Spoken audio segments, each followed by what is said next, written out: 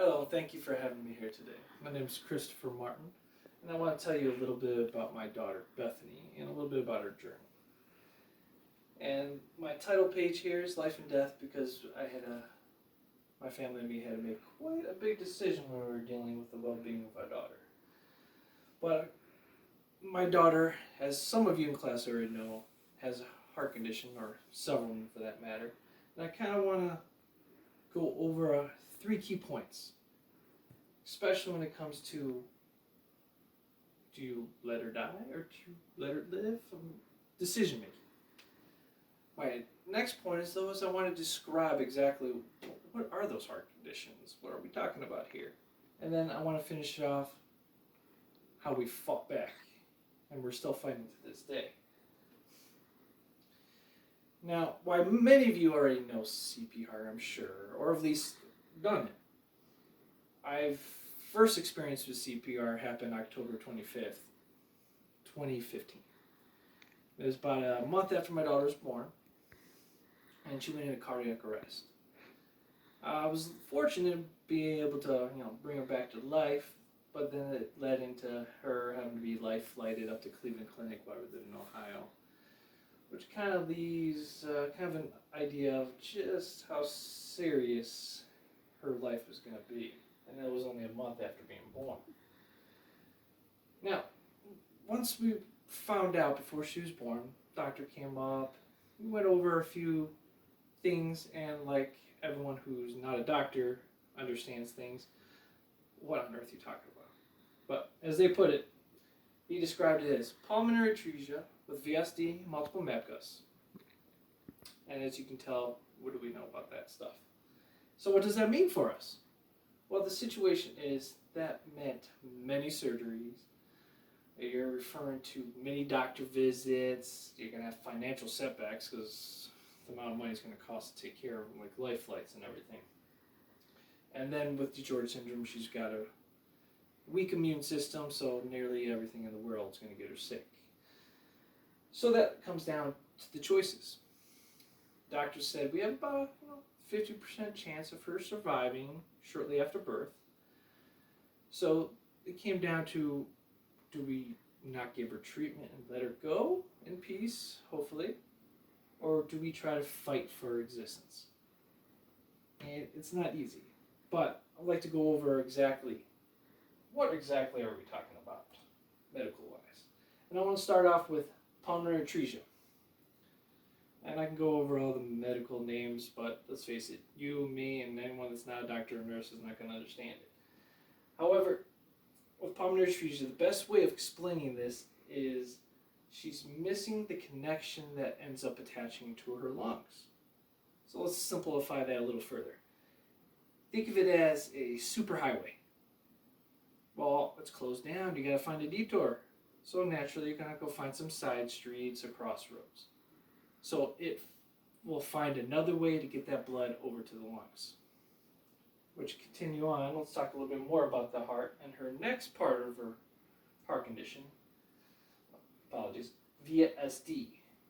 Now the VSD is equivalent of saying you have a hole in the lower chamber of your heart.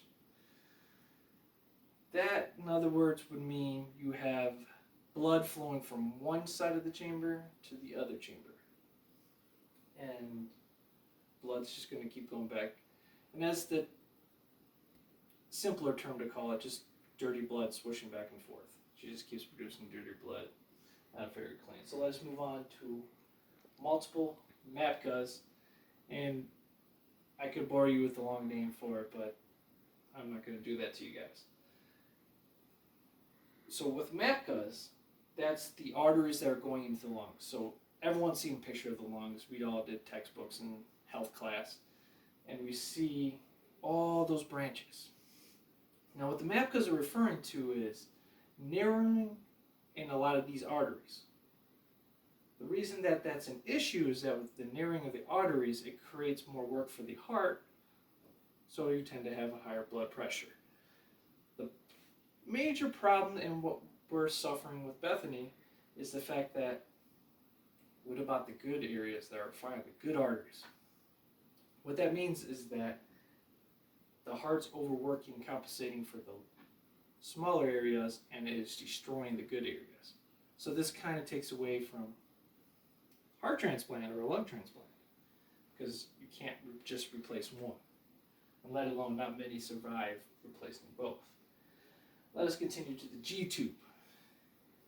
This is the process of how she eats. This is what keeps her alive. It sticks in her stomach, as you see in the picture, with a little balloon directly in her stomach that holds it there. And then I have a food pump here. This is what she lives with basically more than half her life. She needs this to survive because she is unable to eat enough food to stay alive. So our formula, as you see down here, we'll mix that up in a bottle, put it in the bag, go through the food pump, go all the way down, and eventually reach her in the stomach.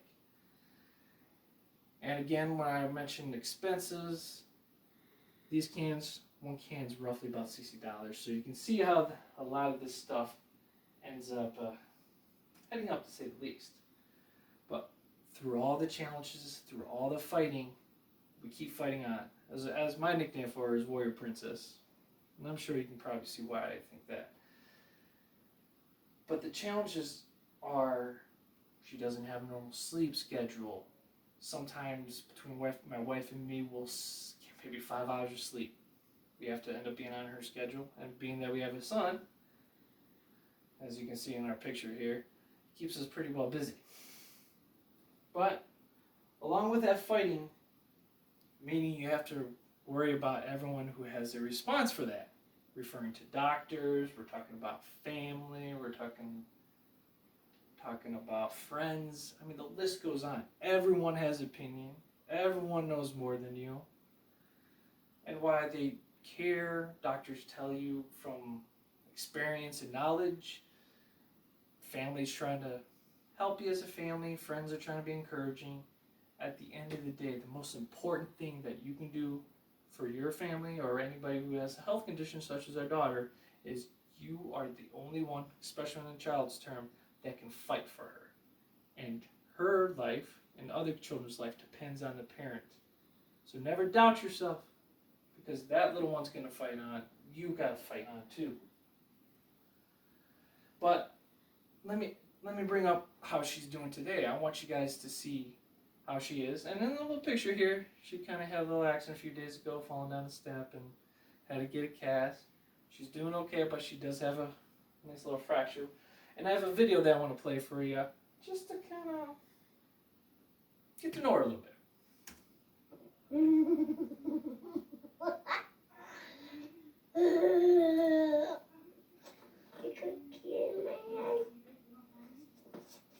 She's saying she has a tear in her eye. Because of her leg. I assure you, she's quite the cutie.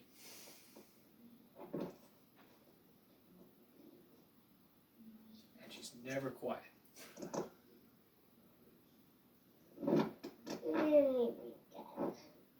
Tear in my eye.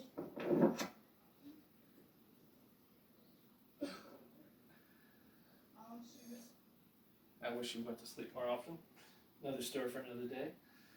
But I want to leave you with this. No matter what challenges that you're going to have to overcome and overtake, and it's not always about life and death. It's just the fact that you have to believe in yourself, no matter how hard or difficult. And before I go, I just want to leave you with a quote that my wife found. Believe me, she loves finding things to tell me how wrong I am sometimes. But let me read this to you. Sometimes real superheroes live in the hearts of children fighting big battles. And why Bethany's fighting her big battle, I've been to numerous children's hospitals. There are a lot of children fighting some big battles. So never give up, stay strong, and thank you.